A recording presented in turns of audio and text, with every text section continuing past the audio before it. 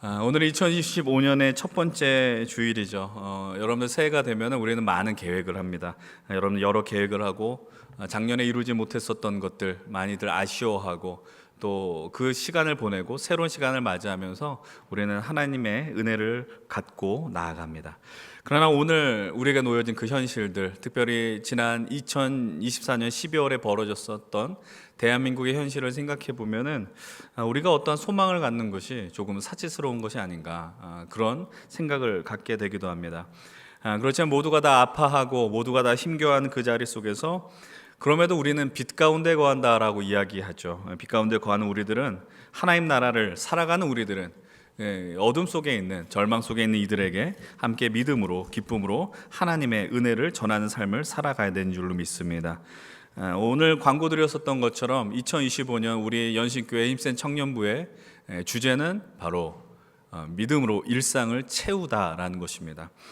다음 주부터 비전 스케치라는 주제로 이 믿음으로 일상을 채우다 말씀을 나누려고 합니다. 진실로 우리의 주어진 모든 일상들, 삶의 모든 영역들 가운데 하나님을 바라보는 그 믿음으로 채워지는 역사들이 올 한 해 일어날 수 있었으면 좋겠습니다. 우리가 일상에서 믿음으로 살아가게 될 때 물론 그 가운데 어려운 일들이 있을 것입니다. 절망적인 순간이 있을 것입니다. 그러나 그 믿음이 우리를 살 수 있도록 하는 큰 원동력이 될 줄로 믿습니다. 올 한 해 여러분들에게 그런 영적 자신감과 또 영적 맷집이 충만히 채워지는 귀한 2025년이 되길 간절히 축복합니다. 그런 의미에서 별로 잘 하진 않지만 우리 옆에 있는 분들 앞뒤로 보면서 이렇게 한번 인사하면 좋겠습니다. 믿음으로 일상을 채웁시다라고 함께 좀 인사하겠습니다. 믿음으로 일상을 채웁시다. 이렇게 인사할 때 이렇게 어색할 수가 없습니다. 그러나 여러분들 믿음으로 일상을 채우는, 그래서 하나님이 허락하신 승리의 그 영광의 길을 걸어가시는 우리 모든 분들이 되었으면 좋겠습니다. 오늘부터가 아니죠. 오늘 나누는 말씀의 제목은 바로 흔들리며 걷는 길 2025입니다. 흔들리며 걷는 길 2025. 제가 연신교회 부임하고 나서 매년 첫 번째 주일이 되면 나누는 설교가 바로 오늘의 말씀입니다. 제가 작년에도 이런 말씀을 드렸습니다. 동일한 제목, 동일한 본문, 동일한 내용의 설교를 매년 한다는 것이 얼마나 위험스러운 일이냐. 그리고 제가 전한 이 설교가 제가 하나님의 말씀을 전할 때 가장 은혜롭게, 소위 말해서 가장 베스트로 생각하는 설교냐, 그런 것이 아님에도 불구하고 저는 이 본문을 택하고 이 말씀을 매주 첫 주마다 나누었습니다. 그런 이유는 간단합니다. 앞으로 주어진 우리의 시간과 인생 속에 감당해야 될 수많은 사건들이 있을 텐데 그 말씀 속, 오늘 말씀 속에 처한 이스라엘의 현실이 바로 오늘 우리와 비슷할 수밖에 없다라는 말씀을 드리고 싶어서입니다. 그런 현실 속에 우리는 어떠한 선택을 할 것인지, 우리는 어떤 길을 걸어갈 것인지, 또 그 질문을 던지고 하나님의 은혜를 바라보셔야 되는 줄로 믿습니다. 오늘 우리가 살펴본 내용은 이스라엘 백성들의 출애굽 여정입니다. 그리고 더 나아가 광야를 향한 그들의 시작점을 우리는 살펴보게 됩니다. 여러분들 가운데 어렸을 때부터 신앙생활을 한 분들이 사실은 대부분입니다. 교회 학교를 다녔고, 그래서 이 본문은, 또 이 이야기는 너무나도 익숙하게 들립니다. 그리고 그렇기 때문에, 익숙하기 때문에 이 구절 말씀을 읽을 때 우리에겐 그 어떤 긴장감이나 두려움은 있게 되는 것 같지 않습니다. 그러나 오늘 본문 속에 처한 이스라엘의 현실은 오늘 우리가 느끼는 것과는 전혀 다른 상황에 있다라는 사실입니다. 그들은 하나님의 계획과 하나님의 부르심 속에서 출애굽을 하게 되었습니다. 새로운 여정을 가는 것이죠. 그런데 이상하리만큼 하나님의 원대하신 뜻과 계획과는 별도로 그들의 처한 현실은 지나칠 만큼 가혹합니다. 그들이 400년 동안 노예로 살았습니다. 고통 가운데 살았습니다. 그래서 하나님 앞에 부르짖었습니다. 더 정확하게 이야기하면 이름을 알지 못하는 신에게 외쳤다라고 성경은 이야기합니다. 그러나 그 고통의 순간에 하나님은 그들의, 이스라엘 백성들의 조상인 아브라함과 맺었었던 약속을 기억하십니다. 그리고 그들에게 찾아가 그들을 모세를 통하여 고통의 순간에 건져 주시는 것처럼 그들은 느꼈습니다. 근데 그 구원의 여정 속에서 이스라엘 백성이 전혀 예상하지 못했던 현실이 바로 그들의 눈 앞에 있습니다. 그것이 무엇이냐? 우리가 잘 알고 있는 홍해 바다입니다. 홍해가 그들 앞에 있었습니다. 사실은 그들이 이 광야 길을 갈 때, 출애굽을 할 때 홍해 길을 피해 다른 길로 분명히 갈 수 있었습니다. 그러나 하나님은 그들을 홍해 앞길로 인도하였습니다. 하나님이 너무나도 가혹하시고 지나치시다라는 마음이 들 정도의 상황이죠. 심지어 그들 뒤에는 바로의 군대가 그들을 추격하고 있습니다. 그래서 성경 그들의 현실을 이렇게 표현합니다. 오늘 우리가 읽은 본문 10절의 말씀이죠. 함께 10절 말씀 읽습니다. 바로가 가까이 올 때에 이스라엘 자손이 눈을 들어 본즉 애굽 사람들이 자기들 뒤에 이른지라. 이스라엘 자손이 심히 두려워하여 여호와께 부르짖고. 그들에게 몰려온 감정이 있습니다. 두려움입니다. 어찌 보면 당연한 반응입니다. 수십만의 사람들이 그들의 살림살이를 짊어지고 막다른 길에 놓여 있습니다. 그리고 뒤에는 그들을 잡겠다라고 하는 당시 최강의 애굽의 군대가 그들을 쫓고 있습니다. 우리말 그대로 그들은 앞으로 갈 수도 없고 뒤로도 갈 수 없는 진퇴양난의 상황에 놓여 있습니다. 근데 여러분들, 두려움이란 감정은 사실 우리에게 어색한 감정이 아니죠. 혹시 지금 여러분들 가운데서 어떤 두려움 가운데 이 예배 자리에 함께하는 분들이 계십니까? 두려움이라는 건 사실은 이제는 어느 정도 우리에겐 친구가 된 것 같습니다. 우리가 지금까지 살아오며 하나님을 잘 믿고 하나님을 잘 예배하며 살아왔지만 여전히 우리는 두려움 가운데 있고, 또 새로운 2025년이 다가왔지만 또 우리 삶 속에 우리를 두려워할 살건이 우리를 기다리고 있는지 모르겠습니다. 그래서 하나님은 우리를 향해서 가장 이런 말씀을 많이 성경을 통해 주셨습니다. 두려워 말라라는 것입니다. 우리 일상 속에 너무나도 자주 느끼는 감정이기 때문에 그런 것 같습니다. 하나님 우리를 향해서 두려워 말라고 수십 차례 이야기하십니다. 그런데 안타깝게도 우리들은, 그리고 오늘 본문 속의 이스라엘 백성들은 두려움의 감정에만 머무르지 않아요. 계속해서 보실까요? 본문 11절입니다. 11절은 이렇게 이야기합니다. 함께 읽습니다.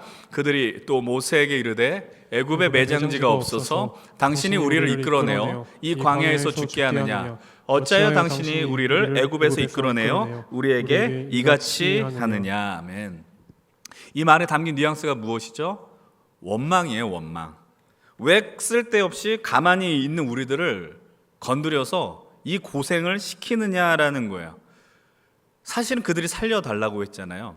그들이 이 죽음의 자리에서 건져달라고 하나님 앞에 그렇게 왜 부르짖었다고요. 하나님 모세를 보내셔서 그들을 그 애굽의 자리, 고통의 자리에서 건져내려고 하시는데 그 앞에 두려움의 현실이 있자 어떻게 그들의 행동을 취합니까? 원망하기 시작합니다. 두려움이 어떻게 연결되어 누군가에게 책임을 지는 거예요? 내가 이렇게 두려운 이유는 누구 때문이라는 거예요? 저 때문이라는 거예요? 모세 때문이라는 거예요? 하나님 때문이라는 것이죠. 이런 원망을 계속해서 찾습니다. 여러분들도 마찬가지 아닙니까? 우리가 두려움의 현실에 있으면 도피처를 찾습니다. 숨으려고 합니다. 인간의 본성인 것 같아요. 우리가 두려움 가운데 누가 나를 넘어뜨리려고 하는 그 마음, 누가 나를 넘어지고 멸망하게 한다라는 생각이 있으면 우리는 도피처를 찾습니다. 가장 쉽게 찾는 도피처는 어디일까요? 사람입니다. 근데 그 사람을 향하여 도피하는 것이 아니에요. 사람을 찾고 내 현실을 토로하기도 하고, 그것이 심해지면은 원망해요. 내 책임을 그들에게 돌려요. 말해줘야 책임이지 원망의 대상을 자꾸 찾는다라는 것입니다. 원망의 대상은 사람에게 그치지 않아요. 믿음의 사람들은 어떻게 원망할까요? 사람을 향하여 원망하다가 하나님을 향해 나가요. 하나님을 원망하기 시작하더라라는 거예요. 그 원망은 너무 심해지면 우리의 믿음을 떨어뜨리는 지경까지 나아가더라라는 겁니다. 그런데 두려움과 원망의 흐름 거기서 멈춰지지 않아요. 결국 그들은 어떠한 마음을 택할까요? 주어진 현실을 오판하는 거예요. 그 현실을 제대로 읽어내는 능력이 사라진다는 거예요. 본문 12절 말씀입니다. 12절 말씀도 함께 읽겠습니다. 우리가 애굽에서 당신에게 이른 말이 이것이 아니냐? 이르기를 우리를 내버려 두라. 우리가 애굽 사람을 섬길 것이라 하지 아니하더냐? 애굽 사람을 섬기는 것이 광야에서 죽는 것보다 낫겠노라. 살려달라고 외쳤어요. 우리를 이 죽음의 고통에서 살려달라고 이야기했어요. 그런데 살려줬더니 뭐라고 이야기를 해요? 내가 여기서 죽는 것보다 그냥 애굽 사람 섬기는 것이 낫다라고 엉뚱한 현실을 해석하더라라는 겁니다. 사실 이 표현은 다급함을 의미하는 것일지 모르겠어요. 어떤 거짓된 마음은 분명 아닐 것입니다. 그러나 그들은 애굽의 노예 생활에서 지옥을 맛보았고요. 그것에서 할 수 있는 일은 아까 말씀드렸던 것처럼 이름을 알지 못하는 그 신을 향하여 부르짖는 것 외에는 없었습니다. 근데 하나님 그 부르짖음을 외면하지 않았어요. 그 부르짖음을 듣고 그들의 고통을 보고 친히 내려오셔서 그들을 그 죽음에서 건져내셨다라는 겁니다. 그러나 두려움이 너무나도 큰 나머지 누군가를 원망하게 되고 자신에게 놓여진 현실을 잘못 이해하게 되더라라는 겁니다. 여러분들 이 이야기가 어떻게 다가오십니까? 오늘 우리의 삶과 상관이 없습니까? 우리가 두려워하는 것이 우리의 전문이지 않습니까? 근데 우리도 그러다 보면 누군가를 원망하게 되고요. 오늘 우리의 현실이 잘못되어 가면 그 현실을 잘못 선택하고 이해하고 오판하게 됩니다. 방향을 잃어버리는 것이죠. 근데 그 순간 방향을 잃어버렸을 때 이스라엘을 향해서 하나님께서 모세를 통하여 이렇게 외치도록 하십니다. 본문 13절과 14절은 이렇게 이야기합니다. 함께 읽어봅니다. 모세가 백성에게 이르되 너희는 두려워하지 말고 가만히 서서 여호와께서 오늘 너희를 위하여 행하시는 구원을 보라. 너희가 오늘 본 애굽 사람을 영원히 다시 보지 아니하리라. 여호와께서 너희를 위하여 싸우시리니 너희는 가만히 있을지니라. 두려워하는 이스라엘 향하여 모세가 외칩니다. 가만히 있으라고 이야기를 하는 거예요. 가만히 있으라는 건 무엇을 의미할까요? 아무 일도 하지 말고 수동적으로 그냥 얼음하는 것처럼 있으라는 이야기일까요? 그것이 아닙니다. 지금 너희들이 하는 원망과 불평과 두려움의 그 모든 움직임들, 마음들을 내려놓으라는 거예요. 여러분, 부정적인 흐름이 우리를 덮치면 그것이 끝이 보이지 않습니다.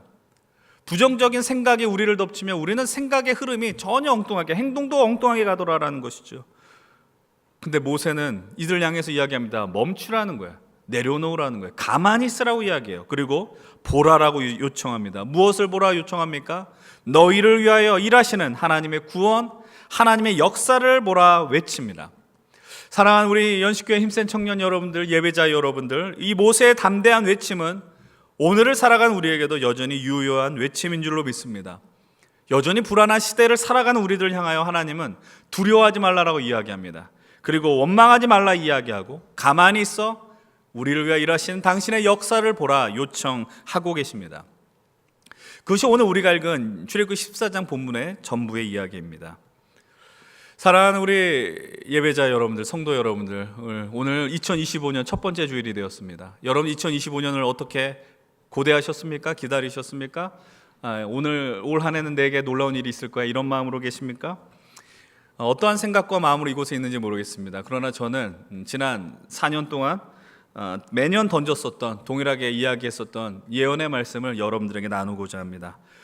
이 3년 동안 이 예언의 말씀은 무조건 성취가 되었습니다. 그리고 절대로 틀릴 수가 없습니다. 그래서 여러분들 제 이야기에 찰귀를 기울이셔야 됩니다. 그것은 무엇일까요? 어떤 예언일까요?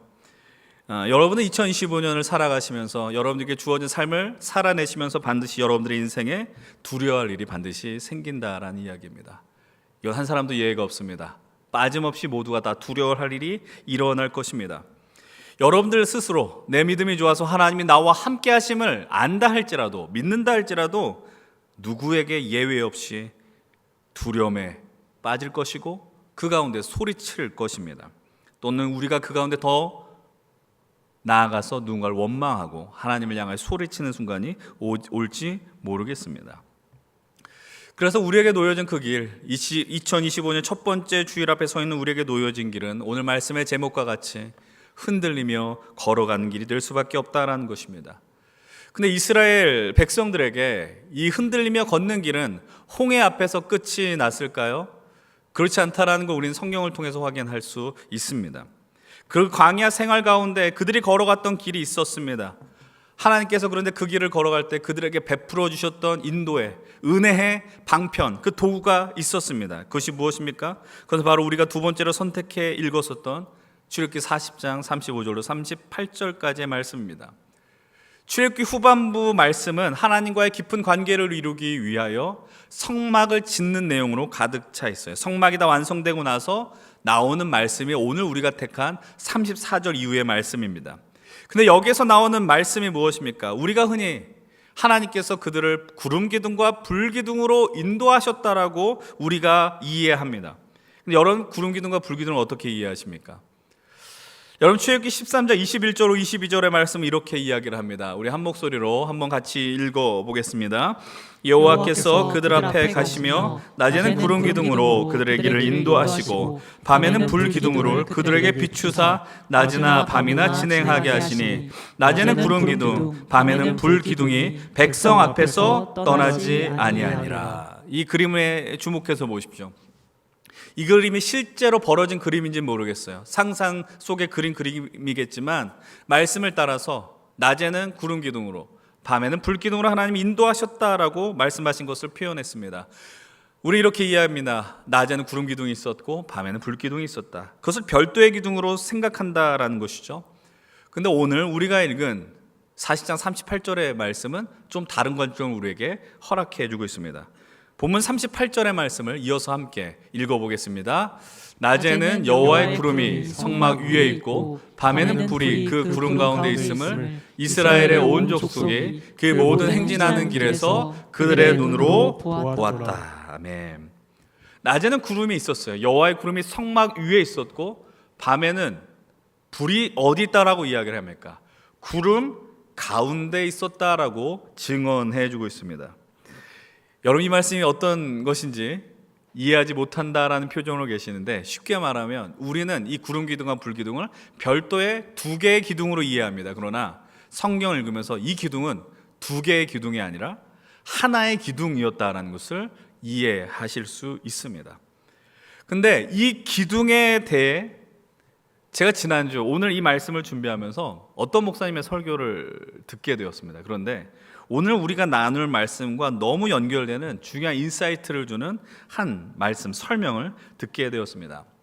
그분이 소개하신 이야기는 바로 대구제일교회에서 목회를 하셨고 저보다 선배 목사님들이 많이 읽고 찾으셨던 이상근 목사님이라는 분이 계셔요. 이상근 목사님이 성서 주석을 성경 66권을 다 주석한 우리나라에 얼마 안 되는 목회자 중에 한 분인데, 그분의 이야기를 인용하면서 이 구름 기둥과 불 기둥을 말씀하시는 것이죠. 그럼 이 이상근 목사님께서 구름 기둥과 불 기둥을 뭐라고 이야기하셨는가? 이렇게 이야기하십니다. 구름과 불은 대조적인 것으로 하나는 컴컴하고 불분명한 것이고 하나는 밝고 분명한 것이다. 두 가지 대조적인 것이 때를 따라 행진의 길을 가리키며 보호하는 것이다 라고 이야기를 해요. 이 말씀의 의미가 무엇이겠습니까? 여러분, 우리는 그냥 구름이라는 거, 낮에 떠있는 구름이다라고 생각을 한단 말이죠. 그런데 구름 기둥은 오히려 앞을 예측하기 어렵게 하는 안개와 같은 구름이었는지 모르겠어요. 그리고 밤이 돼서는 그 구름 기둥 안에 있는 그 불 기둥이 그들의 나갈 길을 명확하게 허락해주는 이미지였다라는 거예요. 그러니까 구름과 불은 동일한 역할을 감당하지만 너무나도 상반된 이미지를 갖고 있다라는 겁니다. 여러분, 구름 속에 있는 우리의 삶의 모습일 수도 있습니다. 그리고 불기둥이 여러분들의 인생에 있는지도 모르겠습니다. 여러분들 삶 가운데 구름 기둥이 많이 있었습니까? 아니면 불기둥이 많이 있었습니까? 여러분의 각자의 삶에 대한 이야기를 다 나눌 시간도 없고 제가 그것을 다 알지도 못합니다. 그런데 오늘 우리가 함께 살아가는 이 대한민국 공동체의 현실은 아주 짙은 구름처럼 느껴집니다. 2024년 마지막에 있었던 무안에서 벌어졌던 항공기 사건은 많은 사람들의 마음을 아프게 합니다.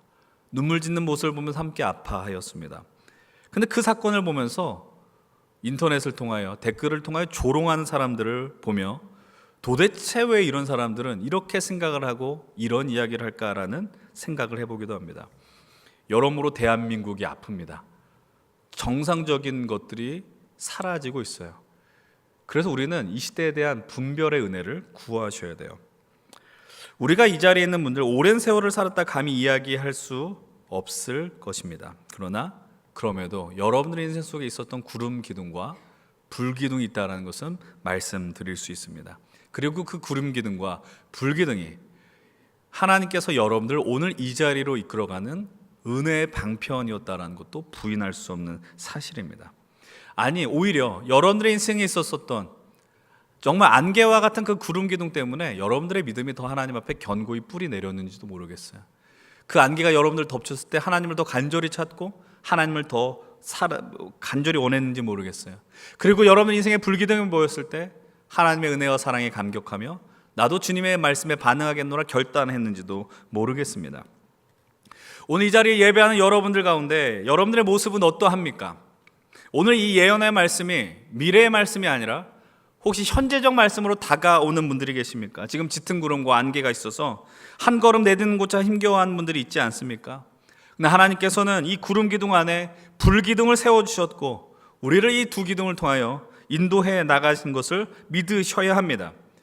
그 길은 우리는 때론 불안한 마음으로, 때론 담대하게 또는 여러 감정으로 걸어갈지 모르겠습니다. 그래서 우리는 그 길을 흔들리며 걷는 길이라 명명하죠. 오늘도 여러분들에게 제가 부탁드리고 싶은 건 이것입니다. 여러분들의 인생 속에 2025년 흔들리며 걸어가는 그 길 가운데 있을지라도, 그래서 그 흔들리는 가운데 절망과 공포가 여러분들을 덮칠지라도 두려워하는 스스로의 모습을 보며 절대로 좌절하고 자책하지 말라는 말씀입니다. 특별히 청년의 때를 살아가는 여러분들, 우리가 귀한 믿음을 갖고 살아가지만 흔들릴 때가 있습니다. 근데 그 흔들리는 것도 여러분들의 모습이고 우리의 모습이 된다라는 것이죠. 흔들리기 때문에 우리는 더 하나님 앞에 붙어 있을 것입니다. 그리고 하나님을 더 의지하며 때로는 용기가 나서 담대하게 살아가는 줄로 모르겠습니다. 그래서 오늘 우리는 우리에게 주신 그 말씀, 하나님의 은혜를 소망하셔야 됩니다. 신명기 1장을 통해 하나님께서는 그들의 백성을 어떻게 인도하셨는가 이렇게 이야기하십니다. 하나님 오늘도 우리를 향해 말씀하십니다. 무서워하지 말라, 두려워하지 말라. 너희보다 먼저 가시는 너희 하나님 여호와께서 애굽에서 너희를 위하여 너희 목전에서 모든 일을 행하신 것과 같이 이제도 너희를 위하여 싸우실 것이며 광야에서도 너희가 당하였거니와 사람이 자기의 아들을 안는 것 같이 너희 하나님 여호와께서 너희가 걸어온 길에서 너희를 안으사 이곳까지 이르게 하셨느니라. 아멘.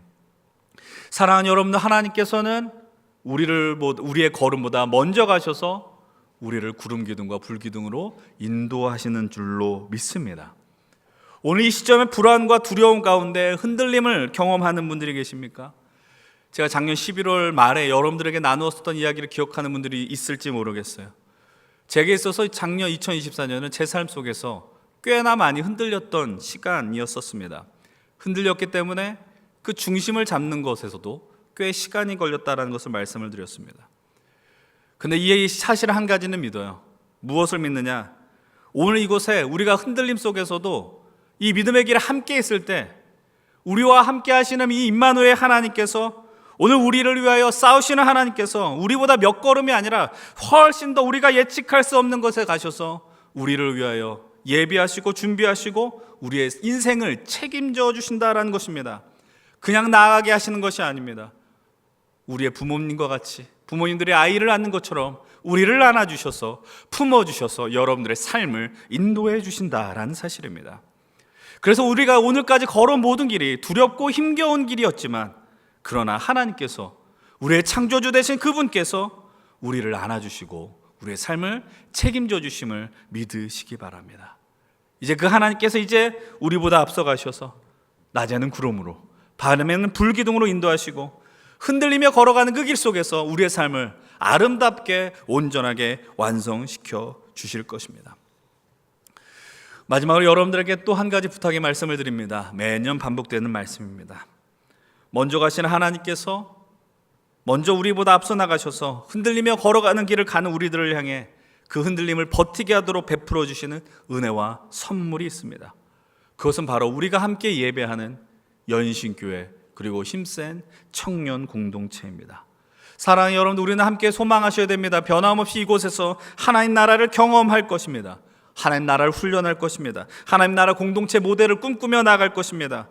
그래서 우리는 하나님의 부르심에 응답하며 계속해서 이 길을 걸어갈 것입니다. 서로 볼 때 부족해 보일지 모르겠습니다. 서로 흔들리는 모습을 보면서 왜 이렇게 믿음이 없는가 생각할지 모르겠습니다. 그러나 그것이 우리에게 놓여진 현실이라는 걸 놓치지 않길 바랍니다. 저도 흔들릴 것이고 여러분들 오늘 소개한 리더들도 임원들도 흔들릴지 모르겠습니다. 그런데 그 모습을 보면서 손가락질하거나 조롱하거나 비난하지 마십시오.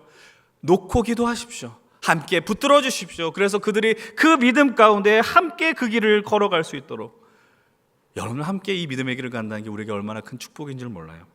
이제 이 두렵고 흔들며 걸어가는 그 길이 더 이상 우리에게는 힘겨운 길이 아니라 하나님이 허락하신 기쁨과 감사와 감격의 길이 될 것입니다. 그래서 흔들릴지라도 그 길을 벗어나지 마십시오. 도망치지 마십시오. 여러분들에게 부탁을 드립니다. 이 첫 번째 주일에 맞이했었던 이 마음들 놓치지 말고, 내가 하나님을 영원토록 예배하며 하나님의 자녀로 살아가겠다는 그 결단 속에서 올 한 해도 하나님이 우리의 인생을 책임져 주실 것이고, 하나님이 우리 인생보다 먼저 앞서가셔서 우리를 맞이해 주실 것입니다. 올 한 해 우리를 구름기둥과 불기둥으로 인도하신 하나님을 기대하십시오. 그리고 이곳에서 함께 이 연신교회를 통하여 우리 힘센 청년 공동체를 통하여 이루실 하나님을 소망하며 올 한 해도 함께 승리의 길을 감당하십시다. 이 믿음으로 올 한 해 멋지게 여러분들의 삶을 살아내시는 우리 귀한 예배자들, 청년 동역자들 되시길 주의 이름으로 간절히 축원을 드립니다.